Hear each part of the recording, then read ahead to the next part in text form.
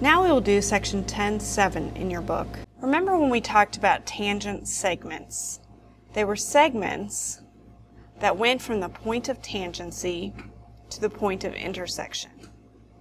We looked at tangent segments that were made by two tangents intersecting, but you can also make a tangent segment when a tangent and a secant intersect, like this. When a tangent and a secant intersect, or two secants intersect, we also make a secant segment. Secant segments have two parts. The first part goes from the point of intersection, P, all the way through the circle to point R. Notice that the secant segment intersects the circle 2 times, but its end point is at the second point of intersection. The second part of a secant segment is called the external secant segment. This is this red part out here, PQ. It goes from the point of intersection to the first intersection point with a circle. Notice that the external secant segment is completely outside the circle. When we talk about these pieces, I'm going to call the external secant segment the outside, and the secant segment that goes from point P to point R, the whole. Now you're going to do an activity that will help you see relationships between different types of segments and circles. When secants and tangents intersect, two secants intersect, and two chords intersect inside the circle.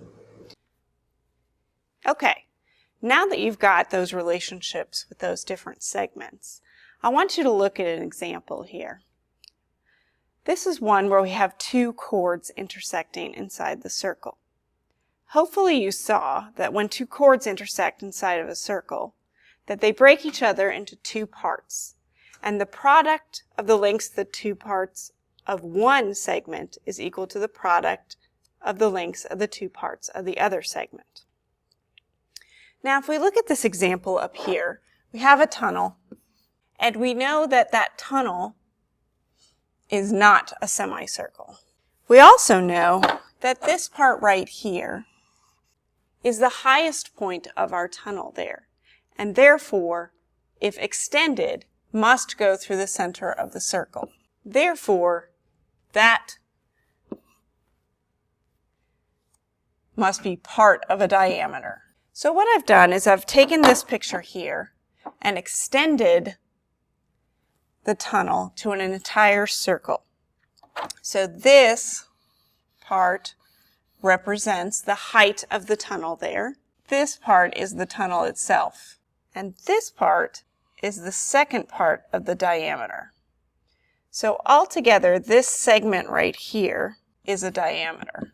If you can find the diameter in this problem, then you can find the radius, the length of the radius, which is what this question is asking right here. The second thing we know is that the height of the tunnel must be perpendicular to this segment right here, which is the ground, because heights are always perpendicular to the ground. Remember, we learned before that segments that go through the center of the circle and are perpendicular to a chord bisect that chord. So we know that each of these measurements here are congruent.